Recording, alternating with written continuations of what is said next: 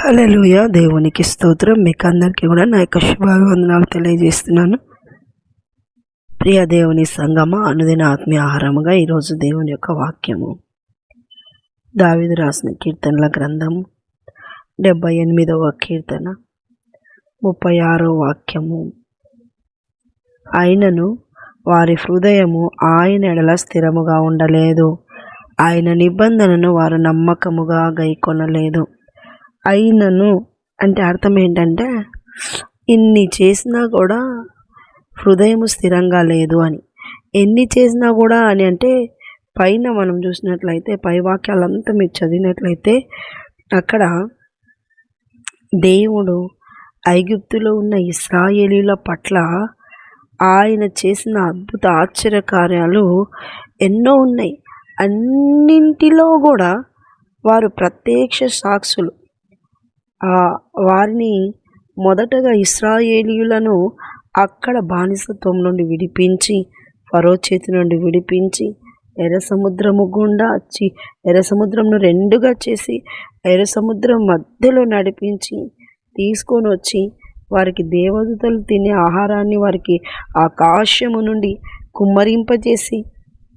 కుమ్మరింపజేసిన తర్వాత వారికి బండ నుండి నీళ్ళనిచ్చి, ఇంకా వారి ఆశ ఆహారం మీద ఉన్నటువంటి వారి ఆశ తిండి మాంసం దాన్ని బట్టించి కూడా దేవుడు పూరేళ్లను వారికి వారి ఇండ్ల చుట్టూ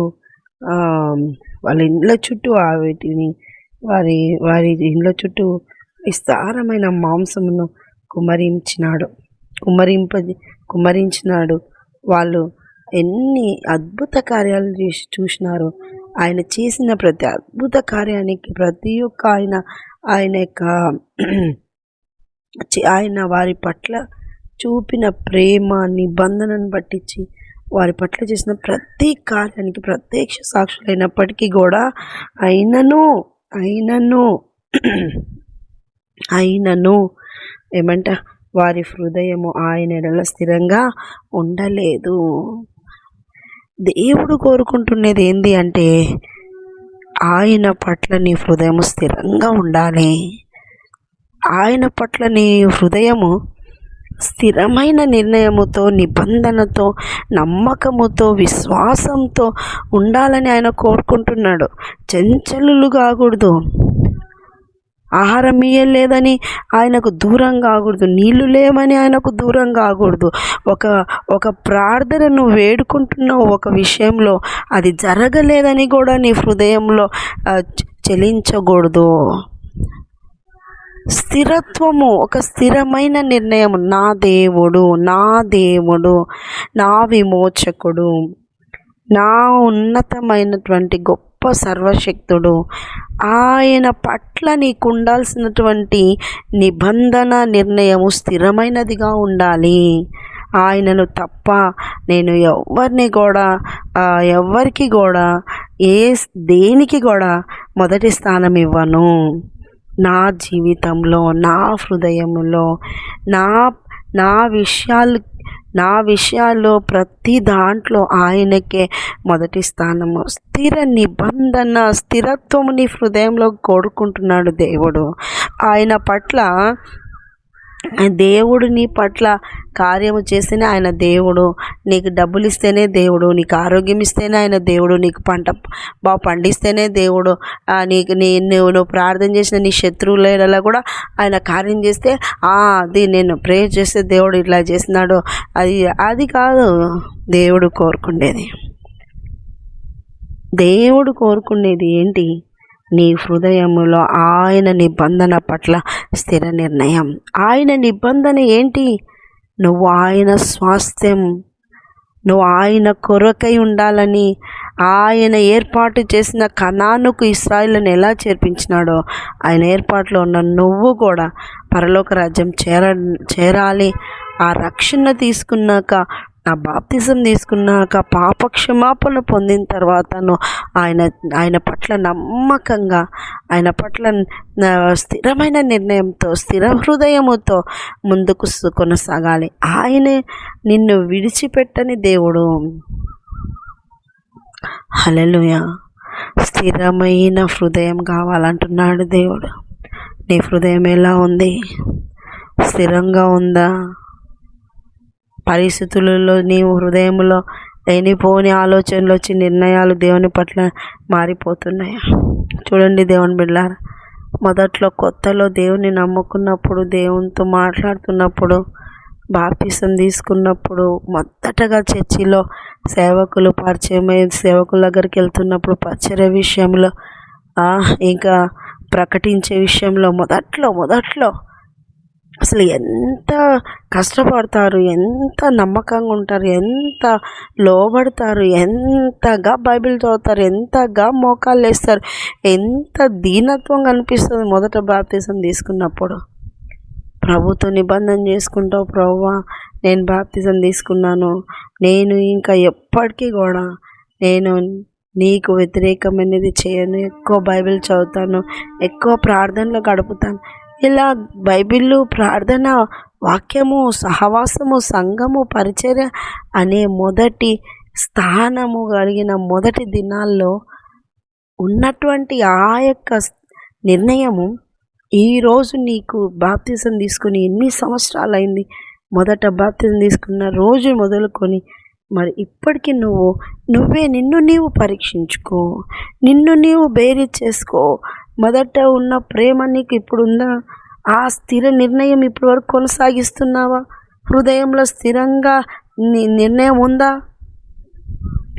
ఇశ్రాయేలీయులు ఎన్ని అద్భుత కార్యాలు దేవుడు చేసినా వారి హృదయము స్థిరంగా లేదు, చంచలంగా ఉంది.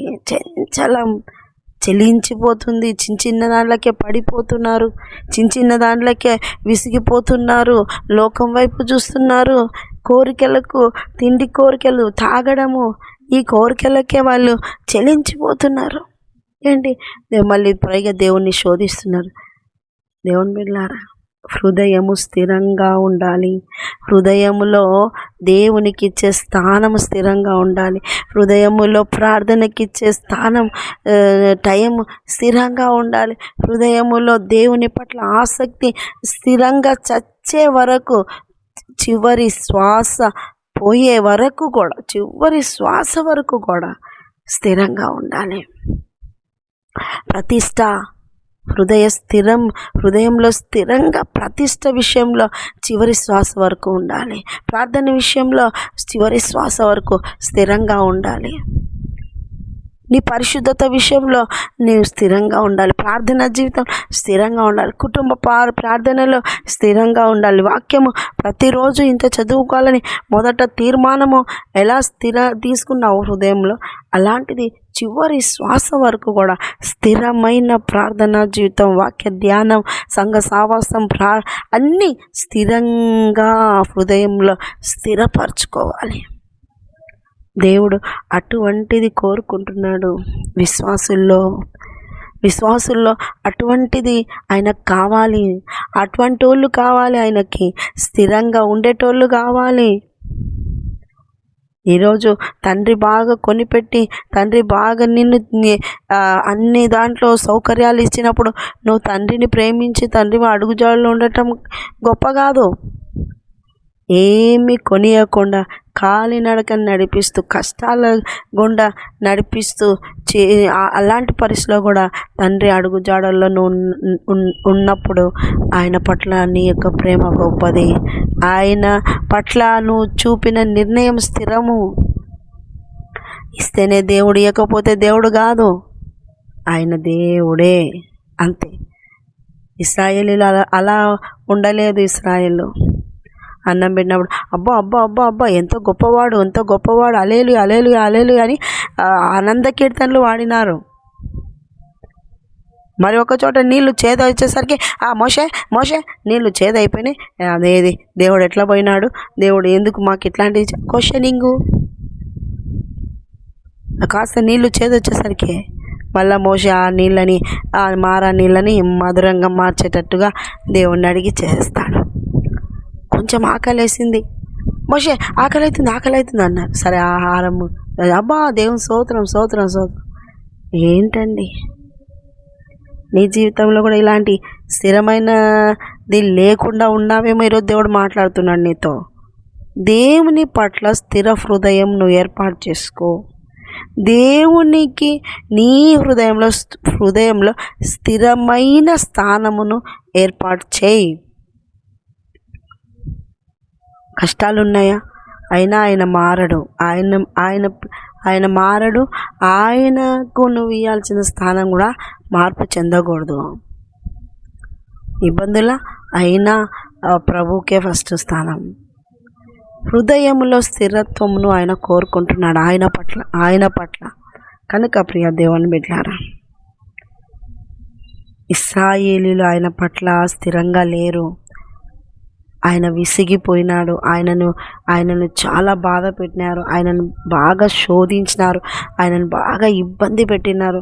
ఆయనను చాలా బాధ పెట్టినారు. గుచ్చి బాధ పెట్టినారు.